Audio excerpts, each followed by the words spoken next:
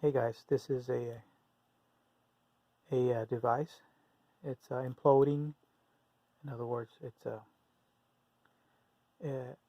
creates gravity, and people and objects will fall sideways instead of going down, pulled by the gravity of Earth.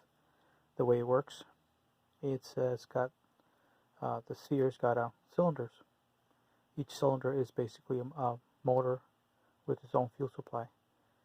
Each motor will spin at least at 200,000 G's velocity, and the next motor out, the outer layer is going to spin same velocity or more, and also is going to spin at 200,000 G's, but because it's moving on top of a already moving surface, it's going to spin faster than the one before it. So each motor is going to spin faster and faster and faster and so on. So exponentially to infinity, depending how many cylinders or rings you have, which is uh, velocity increase, like I said, exponentially. So if you have just by itself, if you have the object's 1 pound, and you have, for example, purposes, you have 200,000 G's, and you have 10 motors. That's um, that's 200,000 G's times 10. That's 2 million G's. So if it's 1 pound, that's going to be 2 million pounds of weight. So uh, so let's say you have, if you can reach the velocity, for example, purposes, uh, uh, let's say, um, for example, let's say 100 million G's, which is a lot, but if it was possible to reach that velocity, which you can, but obviously it's going to be a bigger object. This has to be like a nanotechnology micro device where everything's really tight, and small and compact that you can hold in your hand device. Anyway, it could be spinning at 100 G's if you have 100 million G's, I'm sorry. So if you have 1 pound, it'll be 100 million pounds. So each Earth gravity is, let's say for 1 pound, is one G. To Earth gravity is 2 pounds. So obviously, each gravity is more weight. It's another Earth gravity plus another. So the weight of an object increases. Anything that travels faster gains weight, especially in G-forces. Basically, the faster you spin, the more mass you acquire. So if you're 100 pounds and you G-force 1, you're 100 pounds. G-force 2, you're 200 pounds. G-force 3, 300 pounds, and so on. So each G-force increases your body weight or any kind of mass. In this case, this object increases the mass itself several thousand times to possibly millions of times of the mass of the object itself originally. So by spinning high velocity G's exponentially. So the Earth itself, for example, has mass, and because it has mass, it pulls you toward the Earth.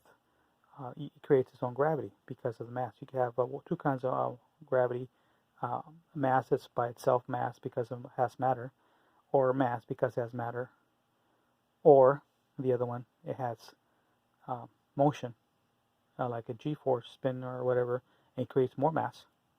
So in this case, this mass has spin velocity, which is energy stored as spinning, and it creates its own mass. So anything that has motion into it becomes heavier. So anyway, it increases its mass exponentially. So if you can increase this mass several thousand to a million times what it is, then it'll start having its own gravity. And that's what it comes into. If a person is, or per people, or in a building or a place in this thing starts spinning and it acquires its own gravity, people will start falling inward to the object. Aircraft, vehicles falling inwards. It's not a black hole, obviously, but if it, just by reaching to Earth gravity, you have, or at least you have falling into it sideways. And it's not strong enough for a black hole, but it's strong enough to have its own gravity of 2 G's.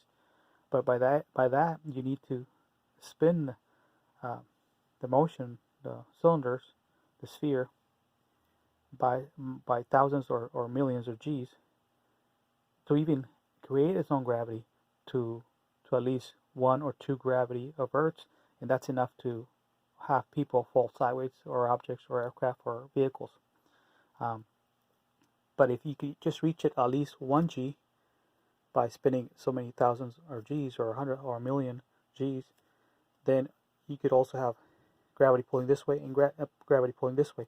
So you actually, if it was 1 g, a little heavier than 1 g, you could actually walk on the side of a mountain, because the gravity molecules will pull you this way, and the ground or the mountain on the side will pull you this way. So you could actually walk off a building or walk off the mountain on the side.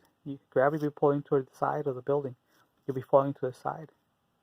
So anywhere you step on, you'll have at least 1 g, or a little bit over 1 g, and then you can walk off on a cliff on the side. But anything more than 1 g, let's say 2 g's or higher, then it'll have gravity, and this divide goes off in a place, then people, aircraft, and objects will fall sideways. So it is a gravity device that at least could, in reality, create at least 1 or 2 or 3 or more Earth gravities, and then that could pull people to the side.